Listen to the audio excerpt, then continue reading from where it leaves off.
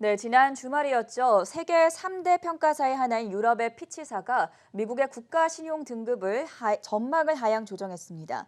S&P가 미국의 신용 등급을 한 단계 강등시켰던 2011년 이후에 미국 경제의 최대 굴욕사태로 평가받고 있는데요. 이에 따라서 가뜩이나 떨어지고 있는 달러 가치와 거품 우려가 제기되면서 주가가 조정받지 않을까 하는 걱정도 나오고 있습니다. 오늘 이 문제 알아보는 시간 마련했는데요. 한국경제신문의 한상춘 논설위원 자리해 주셨습니다. 안녕하십니까? 네, 안녕하십니까. 네, 위원님 먼저 지난 주말에 미국 증시뿐만 아니라 금융시장 전반적인 움직임이 굉장히 중요했는데 어떻게 보셨습니까? 네, 일단 시청자 여러분, 지난 주말에 장맛비가 많이 내렸는데요. 피해가 없으시길 바랍니다. 개인적으로도 여러 가지 농터에 가서 많이 이렇게 비를 하면서 이렇게 했는데요. 많이 그 피해가 많은 것 같습니다. 비가 계속 온다니까 주식보다도 이 문제가 더 큰 것이 아닌가 생각합니다. 사실은 우리나라의 장맛비 문제가 지금 크게 이슈가 되고 있습니다는 이 국제금융시장에서도 지난 주말에 굵직굵직한 얘기들이 많았었죠. 예, 금값이 일단 장중이긴 하지만 2,000달러를 돌파했다든가 또 독일 국채가 최근에 안전자산을 선언되면서 234년 만에 가격으로는 최고치, 반비례 관계에 있는 금리는 최저치를 기록했었죠. 여러 가지 이슈 속에 역시 7월은 주식 투자하는 입장에서는 이기설이 나돌았으니까 아마 이기설이 마무리된 게 아무래도 최대 뉴스가 아닌가 생각합니다. 그래서 이기설이 마무리됐다는 그런 안도감에서 주식뿐만 아니라 채권도 그렇고 이렇게 금값은 이례적으로 2,000달러 이상 인플레에 대한 이런 해칭 때문에 많이 올랐습니다는 달러 가치도 좀 소폭 안정세를 찾는 전반적으로 시장의 안정세를 찾는 모습이 지난 주말의 모습이었다 이렇게 됐습니다. 7월 이기설이 많은 비관론자를 제시하고 여기에 결부시켜서 제2의 닷컴 버블로 붕괴론도 7월 한 달간의 증시에선 최대 이슈가 됐었는데요. 역시 두 가지 각도거든요. 하나는 코로나 최대 피해가 올해 2분기 아니었습니까? 네. 2분기다 보니까 역시 이런 피해가 확인되는 2, 4분기 미국 경제 성장률 내지는 다른 국가 성장률이 확인되면 주가가 떨어지지 않겠느냐 하는 것이 7월 위기설의 근거가 됐었고요. 마이크로적인 측면에서는 기업들의 2분기 실적이 이렇게 속속 드러나면 주가 또한 떨어지겠다 하는 이런 쪽의 제각이었었는데요. 사실 2분기 성장률 안 좋았죠. 뭐 누구나 예상했던 것처럼 마이너스 32.9% 미국 같은 경우에 나왔습니다는 여기에 이것을 볼 때 좀 잘 보실 필요가 있는 게 2분기 성장률이 점점점 떨어지면 이 발표 시점이 7월이거든요. 2분기 성장률이. 그러면 2분기 성장이 떨어지면 떨어질수록 3분기에 베이스 이펙트 때문에 성장률은 높아지겠죠. 이런 것 때문에 주가가 이렇게 올라가는 배경이다. 이렇게 해서 앞서 장수혜 대장이 얘기했던 시각과는 좀 다른 시각으로 제가 좀 말씀드리겠습니다. 투자는 미래이기 때문에 2분기 성장률은 한 달 후에 발표되거든요.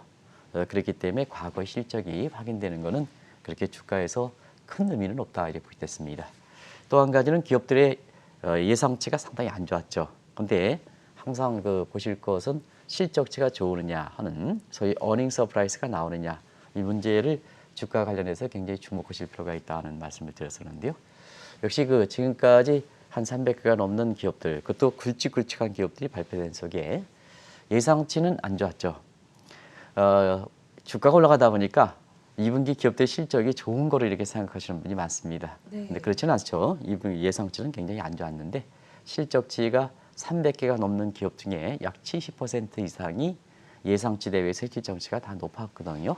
이것이 주가를 끌어올렸고 위기설을 잠재웠던 이런 배경이 된다 이렇게 보겠습니다.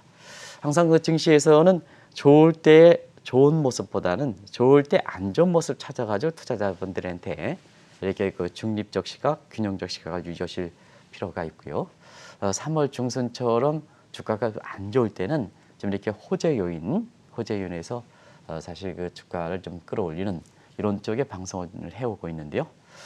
지금 이렇게 주식이 너무 과열이다 보니까 8월 달 들어서는 어떤 것이 악재가 될까 하는 측면에서는 8월 시작하자마자 3대 평가사의 하나인 유럽의 피치사가 네. 미국의 국가신용등급 전망을 한 단계 안정적에서 부정적으로 강등시켜서 이것이 어떤 의미를 갖고 있을까 하는 측면이 지금 월가에서는 최대 이슈가 되고 있다 이렇게 보겠습니다. 방금도 말씀을 해주셨지만 이 8월의 시작과 함께 가장 먼저 부각된 악재가 피치사가 미국의 국가신용등급 전망을 하향 조정한 점입니다. 그 의미를 좀 어떻게 보십니까? 네, 이 3대 평가사가 이제 미국의 무디사, S&P사 네. 그리고 사실 유럽의 피치사인데요. 우리 언론에서는 이렇게 3대 평가사 중에서 무디스라든가 S&P가 이렇게 조정하지 않고 피치사가 조정했다 해서 이걸 크게 다루지 않는 아마 한국경제신문이 가장 큰 비중으로 다루고 있는데요. 사실 3대 평가사들이 대부분 다 지금은 자기 국가를 이렇게 편향적인 시각을 갖고 있습니다. 그래서 마켓시어로 볼 때는 압도적으로 미국의 무디스라든가 그 다음에 S&P가 압도적 지위를 차지하고 있습니다는 미국 문제만큼은 사실 자국의 편향적인 성향으로 볼 때에는 S&P와 무디스가 미국 경제를 평가하는 것보다는 피치사가 미국 경제를 평가하는 것이 더 이렇게 의미가 있다 이렇게 보겠습니다. 네. 그런 각도에서 이번에 피치사가 미국의 국가신용등급 전망을 등급은 일단은 최상위 등급을 유지하고 있죠.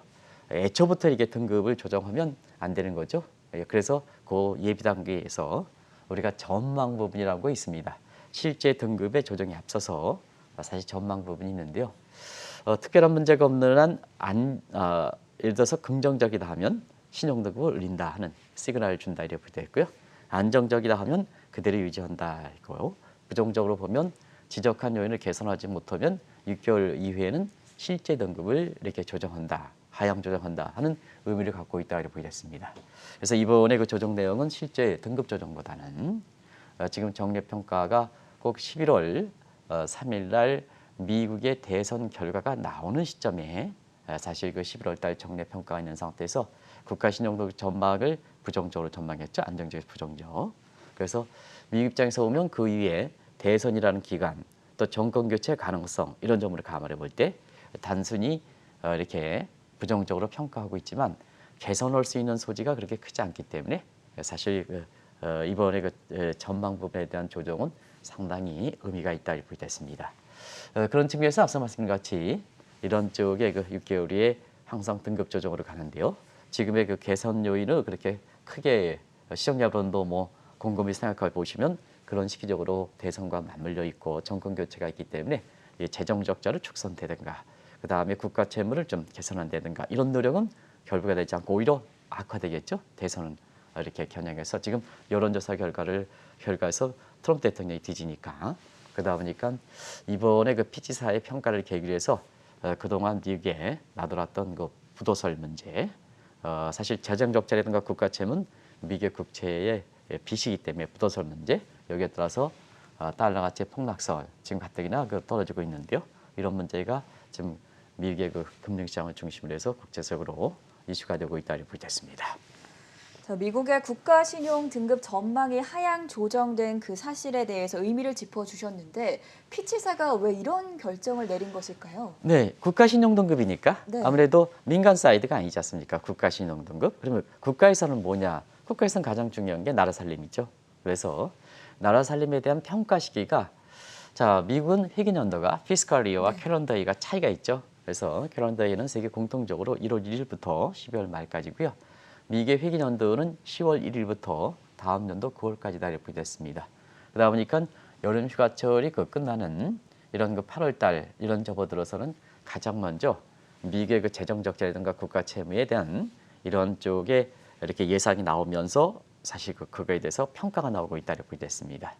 그래서 작년에도 8월 달, 9월 달, 10월 달에 가장 많이 얘기했던 것이 미국의 재정 적자죠. 트럼프 입장에서 아킬레고스에 해당되는. 그래서 작년에 뭐 시청자 여러분 기억나실지 모르겠습니다만 2019년 회계연도 적자가 9,844. 실질적으로 보면 사실 1조 달러가 넘었습니다. 네. 그런데 갑작스럽게 트럼프 대통령 정부가 세수를 증대시키고 지출을 감소시키는 상태에서 9월 달에 크게 개선됐거든요. 그래서 1조 달러 밑으로 떨어뜨렸다 이렇게 됐습니다. 근데 이번에는 2010 회계연도에는 2020년이죠. 저게 이제 수치가 좀 잘못됐습니다. 2020 회계연도 지금 이제 9월 말에 끝나는 2020 회계연도에서 보면 코로나 사태라는 뜻하지 않는 사건이 발생했죠. 그래서 2020년 9월 말에 끝나는 회계연도에서는 당연히 이렇게 미국의 그 재정 적자가 1조 달러를 넘고 있습니다. 네. 한번 원 베이스로 계산해 보시기 바랍니다. 1조 달러가 넘었습니다. 이런 것이 이제 반영해서 사실 그 피치사가 이번에 경계를 했다 이렇게 되는데요. 결국 재정 적자는 국가 채무로 연결되거든요. 재정 적자는 메워야 되지 않습니까? 메워야 되기 때문에 결국은 지금 상태에서 대선을 앞두고 세수 증대라든가 이런 쪽을 가져갈 수 없다 보니까 세대 간 전이에서 재정 그 채권을 발행해서 적자 국채죠. 적자 국채를 발행해서 사실 뒤쪽에 물밀다 보니까 결과적으로 앞으로 미국의 그 국가 채무가 더 증가하지 않겠느냐 이런 예상들을 해볼 수가 있겠는데요. 이번에 피치사도 미국의 GDP 대비한 국가 채무 비율이 내년에는 한 130%까지 될 것이다. 이건 뭐 굉장히 큰 거죠. 근데 미국과 같은 선진국들이 아무리 신용 상태가 좋다 하더라도 국가 채무 대 GDP 대비 국가 채무 비율 위험 수준은 신흥국은 70%인데 선진국들은 100%거든요. 네. 그러면 시청자 여러분 왜 조정했습니까? 내년에 130%니까 투자자들 미리 가이드하는 게 3대 평가사 역할이거든요. 그러면 130% 간다 하면 지금 상태에서 사실 이렇게 조정할 수밖에 없지 않냐 생각합니다. 오히려 S&P라든가 무디스 같은 미국의 신용평가기관들이 왜 조정하지 않았을까? 피치사보다도 이런 각도에서 오히려 S&P라든가 무디스에 대한 비판이 지금 일고 있는 이런 상황이거든요. 그런 각도에서 보면 자 빚내서 더 쓰자. 소위 모던 모니터리 시어리 현대급 화폐 이론자들의 어떤 시각을 받아들여서 지금 펑펑 쓰는 트럼프 대통령의 경계 시각을 이번에 비췄다는 것이 말씀드리겠습니다. 사실 4년 전 대선 당시만 하더라도 트럼프 대통령이 이 미국 재정 적자와 국가 채무를 좀 크게 줄이겠다라고 공약을 했었는데 결론적으로 왜 이렇게 늘어난 걸까요? 네, 2016년 대선에서 네. 정치 신출내기에 해당되는 트럼프 대통령이 슈거 하이 이렇게 이펙트를 뒤엎고 사실 어떻게 보면 미국의 가장 고질적으로 역대 오바마 대통령이라든가 그 이전 정부에서도 해결하지 못했던 대외적으로 보면 중국과의 무역 적자를 줄이겠다. 대내적으로는 사실은 미국의 재정 적자라든가 국가 채무를 줄이겠다. 그러면 시청자 여러분, 요 대목은 전부 중국과의 무역 적자는 외화 캐시플로에 해당되고 그 다음에 미국의 대내적으로는 재정 적자라든가 국가 채무는 대내적인 캐시플로에 해당되기 때문에 미국의 쌍둥이 적자라는 고질적인 병을 치우겠다 하는 것이 사실 선거 전략에서 보면 굉장히 맞아떨어졌던 부분에서 여론조사 결과에서 뒤졌던 트럼프 대통령이 사실 10월 달에 있었던 FBI 재수사 소위 옥토버 서프라임과 함께 트럼프 대통령이 이렇게 대통령에 당선됐던 가장 큰 배경이 되고 있거든요. 그때 당시에 사실 재정 적자를 줄이겠다, 재정 적자, 국가 채무를 줄이겠다 하면서도 논란이 됐던 것이 감세입니다. 네. 감세, 범위세를 감세하겠다. 그러면 시청자 여러분 범위세를 감소한다 그러면 재정 적자가 더 증가하고 국가 채무가 증가하지 않느냐 하는 이런 쪽에서 논란이 될 수 있는 밖에죠. 그때 들어갔던 것이 바로 1980년대 레이건 대통령, 공화당 정부인데요. 레이건 대통령 때 나왔던 아서 래퍼 커브입니다. 그래서 그때 논란이 됐을 때 재정 적자를 줄이겠다, 국가 채무를 줄이겠다, 감세한다면 재정 적자, 국가 채무를 더 이렇게 늘리겠는데 어떻게 해서 줄이는 거냐 할 때는 그때의 아서 래퍼에서 텍스 레이트, 세수와 가버먼트 피스컬 레벨리에서 재정 수익과 관계가 플러스 관계가 있을 땐 노멀 존, 그리고 이게 마이너스 관계가 있을 때는 사실 앱노멀 존 이렇게 해서 이렇게 얘기하는데요. 앱노멀 존이라는 얘기입니다. 이때는 뭐냐면 세율이 증가하더라도 세율이 증가하면 우리나라 생각해 보시기 바랍니다. 세율이 증가할 때는 경제 주체들이 예이 내가 이러면 뭐겠냐. 정부가 지금 세금 걷어가는데 지금 우리나라의 그런 풍토거든요. 그러면 세율이 증가하면 상식적인 측면에서 정부의 그 세수가 증가 이게 상식이죠.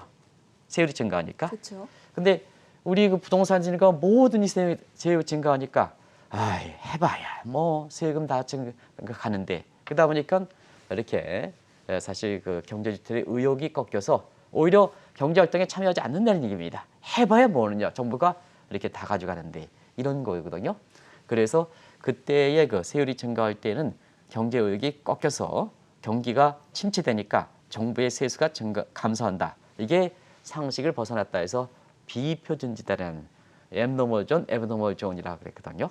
사실은 이때의 이 논리를 들어서 사실 그 감세를 추진한다 하더라도 궁극적으로 보면 단기적으로 재정 적자가 이렇게 늘어난다 하더라도 경기 부양이 되면 결국은 재정의 그 수입을 증대해서 적자라든가 국가 채무가 줄이겠다는 논리였습니다. 근데 문제는 운영상입니다. 운영상입니다. 1980년대 레이건 대통령 정부와 달리 트럼프 대통령은 비슷한 성향을 갖고 있죠. 레이건 대통령은 영화배우죠. 그렇게 알려지지 않는 영화배우. 그래서 모두가 모두가 미국의 그 경제에서 그때 당시에 경기 침체하에 물가가 올라가는 스태그플레이션 현상을 신출내기에 해당되는 영화배우에 해당되는 사람이 저걸 극복하겠느냐. 물론 이제 스텝진들이 하는 겁니다는. 그러나 훌륭하게 극복했습니다. 그래서 미국의 역대 45대 대통령 중에 5번째에 들어갈 만큼 레이건 대통령의 평가를 좋게 받고 있으면은 트럼프는 화려하지만 사실 운영상에 이렇게 보면 자 감세를 하는데 재정 지출을 더 늘렸습니다. 그러면 감세를 하면 재정 수입이 증가하는 거 감소하는 거고 재정 지출을 증대하니까 결과적으로는 이번에 그 피치사가 신용 등급 전망을 이렇게 하향 조정할 만큼 재정 적자가 심해지고 국가 채무가 증가했다고 보겠습니다. 결과적으로 보면 자 지금 상태에서 대선이 4년 후에 지금 다시 대선을 치르고 있는데요.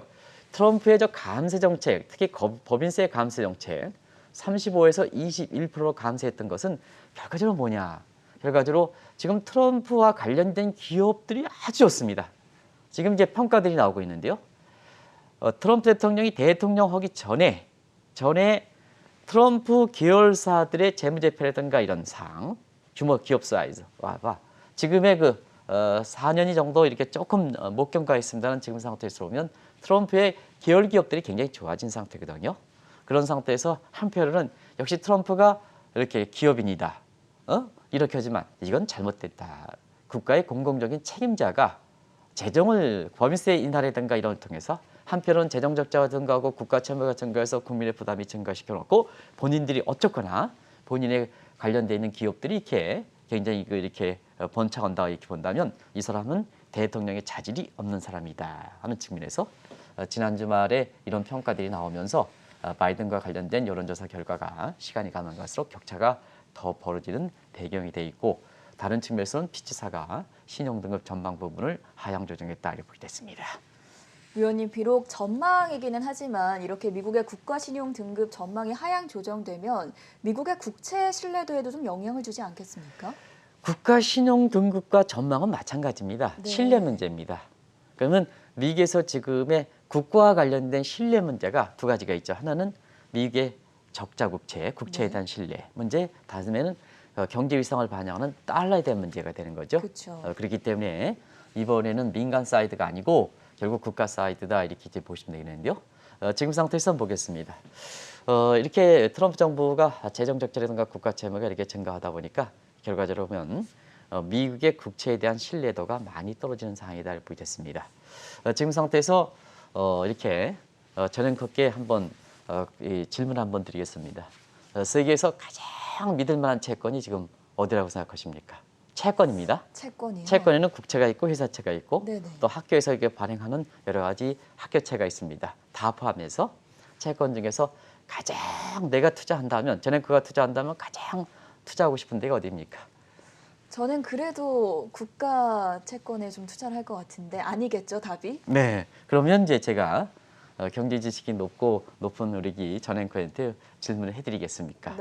사실은 국가는 양출 재입의 원칙을 취하기 때문에 있는 걸 쓰고 공권력을 통해서 다 증세든 그다음에 공공요금이든 이렇게 그다음에 벌금이라든가 하던 행정 벌금이든 다 이렇게 채워놓기 때문에 원래 국가가 빚을 진다 하더라도 다시 말하면 재정 적자라든가 국가 채무가 많다 하더라도 디폴트는 발생할 가능성이 적다 하는 측면에서 사실 가장 안전하다는 게 국채고 그다음에 어려울수록 국채고 중심국에 이렇게 반응합니다. 근데 지금은 대부분 국가들이 국채가 안전한 자산은 아니다. 지금 아르헨티나라든가 경우에 따라서는 한번 이번 주에 말씀을 드리겠는데 터키 국채가 지금 디폴트 일보 직전에 있습니다. 이런데요. 지금 신흥국들이 전 세계가 지금 저금리에서 부작용적인 측면이 빚을 많이 쓰는데 그 빚이 국가의 신용을 이용해서 정치꾼들이 후손 세대의 채무를 증대시키는 걸 악용해 버렸거든요. 그러다 보니까 지금 가장 믿을 만한 미국의 국채도 이런 평가가 나오죠. 그래서 오늘 한번 배워보시기 바랍니다. 지금 상태에서 보면 가장 지금 상태 채권 중에서 안전한 채권은 뭐냐? 하버드가 발행하는 학교 채贷보게 됐습니다. 네. 하버드뿐만 아니라 지금 예일이든가 아이비리그에 있는 것은 미국의 국채가 사실 그 신용도가 떨어지다 보니까 돈은 많죠. 그런 상태에서 지금 아이비리그들도 코로나 사태 이후에 제법 온라인 사이버 강의 때문에 재정적인 측면이 종전 같은 녹록지 않습니다. 또 기금운용도 그렇게 쉽게 이렇게 수익률이 그렇게 높지는 않습니다. 그러나 하버드 채권을 비롯해서 예일 채권, 모 채권, 아이비리그 채권들이 가장 인기가 있다 보니까 지난 그 코로나 사태 이후에 가장 집중적으로 채권을 발행해서 재원을 확충하는 모습도 세계 시장에서 하나의 눈에 띄는 대목인데요. 국내 그 금융사들도 이렇게 아이비리그의 채권들 같은 경우에는 미국의 국채보다 더 선호해서 사실 우리 고객들에 내는데요. 라임이라든가 뭔가에서 이런 추세를 잊지 못하는 상태에서 고객들 손실을 많이 이렇게 되는데요. 이런 측면을 한번 염두에 보시기 바랍니다. 또 한 가지는 일부 그 정책 당국자들이 디플레에 우려해서 미국의 국채 수익률이 떨어진다 이렇게 평가하는데요. 이것은 상당 부분 잘못된 평가다 하는 것은 글로벌 추세 움직임에서 한번 지켜보실 필요가 있다는 걸 말씀드리겠습니다. 그러다 보니까 지금 뭐냐 디플레가 우려돼서 미국의 국채 선호하는 과정에서 국채 금리가 떨어진다. 이 추세보다는 대부분 다 미국의 국채 신뢰도가 떨어지다 보니까 중국을 비롯해서 다른 국가들은 이기주의와 함께 미국의 국채 보유를 대폭적으로 축소하고 있는 상황이다. 이렇게 보시면 되겠습니다. 심지어는 미 국민들도 사실 하버드 국채를 더 선호하고 미국의 국채를 그렇게 선호하지 않는 이런 경향들이 굉장히 높다. 오히려 거꾸로 주식시장이 이렇게 올라가는 배경이다. 지금 보면 이런 얘기를 많이 하죠. 국채도 올라가고 가격도 올라가고 주가도 올라가는데 사실상 돈이 절대적으로 많은 것도 있습니다는 국제시장에서 자금이 이탈돼서 사실 그 주식시장으로 끌어올리는 이런 측면 속에서 나오는 거다 이렇게 보겠습니다. 왜냐하면 지금의 이렇게 보면 동학 개미들이라 이렇게는 러빈 푸드들이 러빈들이 어디에 투자하고 있는가 하는 각도에서 보면 미 국민들도 자국에 가장 안전하다는 국채를 선호하지 않은 과정에서 주식시장에서 많은 거품 우려가 있지만 러빈 푸드가 기술주를 중심으로 해서 주식을 매입하는 과정에서 주가가 끌어올리는 배경이다 이렇게 보겠습니다. 또 한 가지 말씀드리면 미국의 주가가 올라가는 데 있어서는 미국의 경기라든가 기업들의 실적 가지고 전적으로 이것을 설명하시는 분이 있습니다. 이렇게 했는데요. 근데 미국의 그 증시의 구조가 바뀌는 상태에서 러빈 이렇게 후드라든가 이런 개인 투자가의 비중이 구조 자체가 바뀌는 상태에서 주가가 올라가는 측면도 강하다 하는 것을 다시 한번 말씀드리겠습니다. 그래서 경기라든가 기업들의 실적이 받치지 않는다 하더라도 주가가 올라가는 거다. 그러다 보니까 이것을 거품이냐 아니냐 이것은 과거처럼 해석할 수 있는 상황이 아니다. 만약에 미국의 경기라든가 기업들의 실적을 주가가 반영한다는 측면에서 주가가 이렇게 많이 올라갔다면 거품 논쟁이 있지는 하지만 미국의 구조 개편 속에 개인 투자가들, 러인 투자가들이 올라가는 이런 요인이 주가 상승하다 하면 설령 주가가 기업들의 실적을 반영하지 못한다 하더라도 거품 논쟁을 쉽게 얘기하는 건 아니다.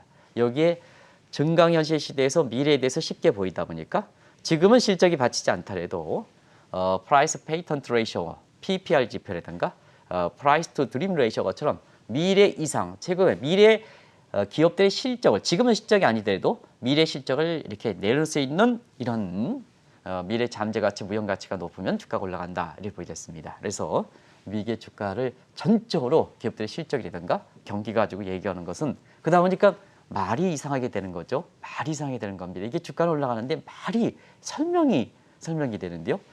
사실 그런 것을 한번 보게요. 그러다 보니까 내가 보기에는 이런 얘기가 나오는 거죠. 내가 보기에는 이런 얘기가 나오니까 시청자 여러분 항상 뭐냐 지금은 미국의 증시의 구조 개편이 일고 있다는 걸 말씀드리겠습니다.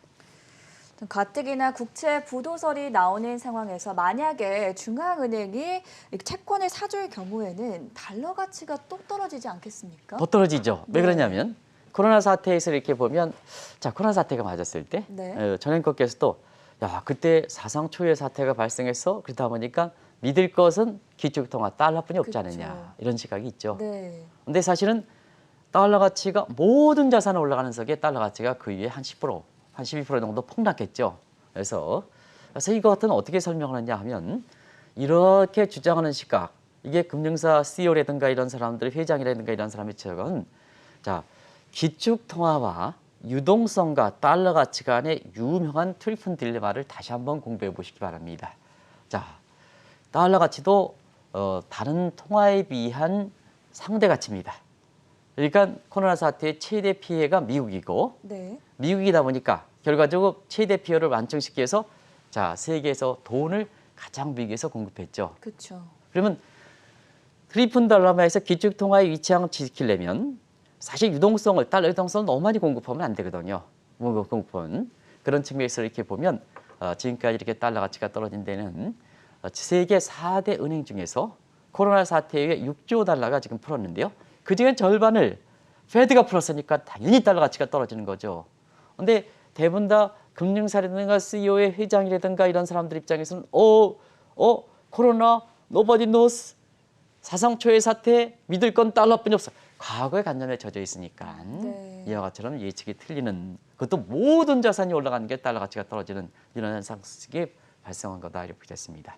그런 측면에서 자 미국에 이제 지금 재정 적자라는 국가 참여가 더 증가하고 있지 않습니까? 그런 상태 대선을 앞두고 있는 상태에서 트럼프노믹스라든가 이런 재정 지출을 더 증대시키면 자 대선 앞두고 세수가 이렇게 세수가 증대하지 못하는 상태에서 보면 결과적으로 앞으로 트럼프노믹스 추진할 때 가장 큰 문제는 어떠냐? 이제는 국가 신용등급 전망까지 악화되는 상황에서 보면 번드 모니티제이션 방식이 나오지 않겠느냐? 그러면 번드 모니티제이션 방식은 사실 미국의 국민들도 미국의 적자를 재정 적자를 국채를 선호하지 않다 보니까 네. 자 누가 가느냐? 자 다른 국가들은 미국의 국채 버려 미국 국민들도 국채 안 사, 하버드 채권 사, 그러면 어떻게 되느냐? 국가의 재원이 재정 적자가 지금 펑크나 일보 직전인 상태에서 미국이 자 트럼프 대통령이 더 써야 되는데 돈이 없지 않습니까? 그럼 어떻게 되겠습니까? 결국은 적자 국채를 발행해서 일반 시장에서 소화가 되지 않습니까? 자, 페드라 사줘라. 이게 반드 머니치 방식입니다. 그럼 사주면 돈이 시중에 돈이 더 나가겠죠. 달러가 더 나겠죠. 그러면 가뜩이나 달러 공급이 더 늘어난 상태에서 번드 모니티제이션 방식에서 돈을 더 공급할 땐 달러 공급할 땐 달러 가치가 더 떨어진다. 그래서 이것도 역시 모던 모니터리 스리의 하나의 방법이다. 빚내서 더 쓰자 하는 방식이다 이렇게 보겠습니다. 결과적으로 보면 지금의 그 달러 가치가 지난 그 코로나 사태 10% 넘게 떨어진 상태에서 기초통화 미국의 그 자존심을 하면은 이 기초통화 예상이 많이 이렇게 떨어지고 있는데요. 이런 각에서 이것을 고수하기 위해서는 조 바이든 후보가 당선돼야 된다 하는 이런 쪽의 시각도 나오는 거다 하는 것을 말씀드리겠습니다. 자, 코로나 사태 이후에 탈달러화 움직임이 가속화되고 있고 심지어 달러 가치가 휴지 조각이 될 것이다라는 우려도 나오는데 이 부분 좀 어떻게 보십니까? 휴지 조각 얘기가 이제 나왔죠. 네. 왜냐하면 레리 달라스라든가 아니면 로버트 가시오라는 이런 사람 부자 아빠 가난 아빠 쓴 신문인데요. 사실 이런 데 있어서는 그만큼 이게 달러에 뭐 휴지 조각이 되지는 않겠죠. 근데 그만큼 이제 가치가 떨어진다는 얘기 되겠죠. 그래서 앞서 말씀같이 지금은 돈을 공급하는 이런 측면에서 돈을 회수할 수 있느냐. 지금은 뭐 돈을 회수할 수 있는 입장은 아니고 달러를 더 공급할 수 있는 이런 가능성이 더 높은 거죠. 그러면 이제 다음에 구조적인 측면에서 한번 보겠습니다. 구조적인 측면에서 보면 지금은 각국의 외환 보유고에서 달러 보유 비중을 많이 줄이는 상태거든요. 그럼 앞으로 어떻게 될 것이냐 하는 측면에서는 앞으로는 이 코로나 사태 이후에 이기주의 세계화 태조 중심 통화 필요성 줄어들어. 그리고 다른 한편에 있어서는 디지털 통화 시대가 역시 지금의 그 달러에 대한 필요성 떨어져. 그러다 보니까 그리고 또 한 가지는 지금 미국과 중국과 속에 위안화 국제 속에 사실 그 결제 통화에서 페트로 위안이 페트로 달러를 대신하는 이런 모습이기 때문에 이 구조적인 요인이 있죠. 그래서 단순히 돈이 많이 풀린 거에 의해서 달러 가치가 떨어진다면 돈을 회수하면 되겠죠.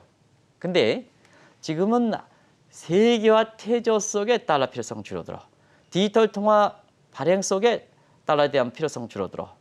또 결제 통화 방식이 바뀌어져 하는 구조적 요인이기 때문에 사실 달러 가치가 쉽게 회복되지는 못하겠다 하는 이런 평가들이 나온다 이렇게 볼 수 있습니다.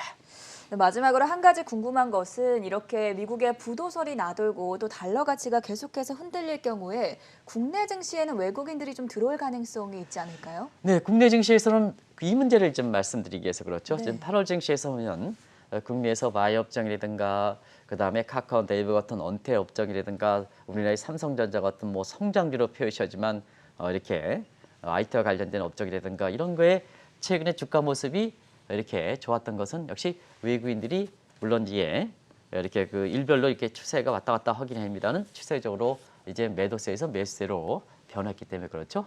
역시 국내에서 이게 8월 증시가 어떻게 될 것이냐 하는 측면에서는 외국인의 향방이 중요하다 이렇게 볼 때는데요.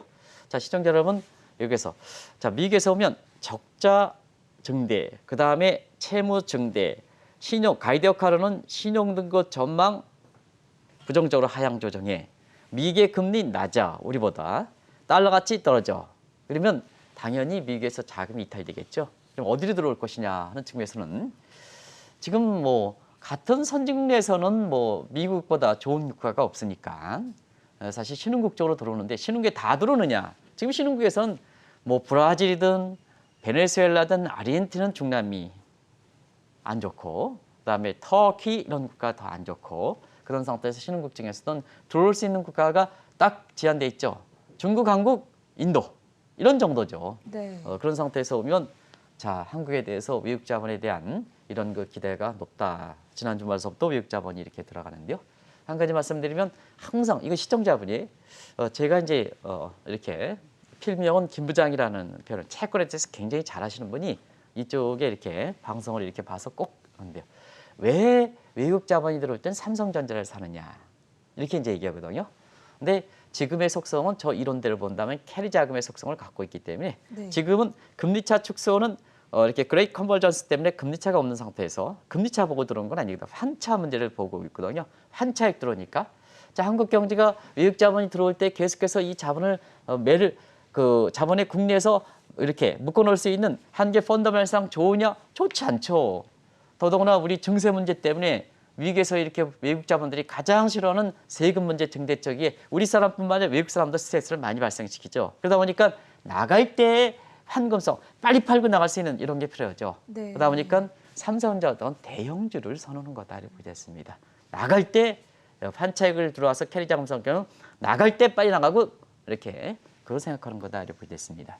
그래서 8월에 있어서 보면 지금 굉장히 거품 우려가 지금 바이오 업종의 평균 파워가 한 200배가 넘는다 그래요. 네. 그다음에 뭐 지난번에 발생했던 뭐 신풍지역 같은 경우는 그렇죠. 1,600가 넘는다 아니겠습니까? 떨어지기 전에. 그래서 바이오라든가 카카오 업종보다는 삼성전자가 네이버, 특히 이제 네이버 같은 경우에는 이 플랫폼에서 종합적인 플랫폼에서 굉장히 우리가 얘기했던 프라이스 페이턴트 레이쇼, 이 페이드 무형의 가치가 굉장히 많은 기업이거든요. 그리고 사실 그 최고 경영자라든가 이런 한성숙 대표인가요? 이런 네. 사람들이 갖고 있는 이런 아이디어라든가 이런 것이 굉장히 미래의 꿈과 이상을 많이 좀 갖고 있다. 이런 것이 해외에서 높은 평가를 받다 보니까 결국 이렇게 외국 자본이 이렇게 들어온다면 캐시플로우적인 측면에서 황금성 문제 때문에 삼성전자 이런 측면, 그 다음에 우리가 최근에 주가의 평가 지표로서 각광을 받고 있는 월가에서 각광받는 PPR 지표라든가 PDR 지표를 볼 때는 가장 이렇게 미래 잠재 가치가 높은 네이버 이런 쪽에 사실 이런 게 그래서 지금 이렇게 국내에서 이렇게 투자하는 입장에서 개인 투자 입장이라든가 기관 투자에서 관심 있는 게 바이오 업종, 카카오, 삼성전자, 네이버가 되겠죠. 그렇죠. 굳이 따진다면 바이오 카카오보다는 삼성전자, 네이버 쪽이 지금 외국인의 센시티비티 테스트 보면 가장 민감하다. 그만큼 관심이 높다는 얘기죠. 이런 쪽을 한번 참고해 보실 필요가 있다는 걸 말씀드리겠습니다. 네, 오늘은 유럽의 피치사가 미국의 국가 신용등급 전망을 하향 조정한 가운데 부도설과 달러 폭락설에 대한 진단을 들어봤고요. 8월 증시 전망과도 꼼꼼한 체크를 해봤습니다. 지금까지 한국경제신문의 한상춘 논설위원이었습니다. 말씀 대단히 고맙습니다. 네, 고맙습니다.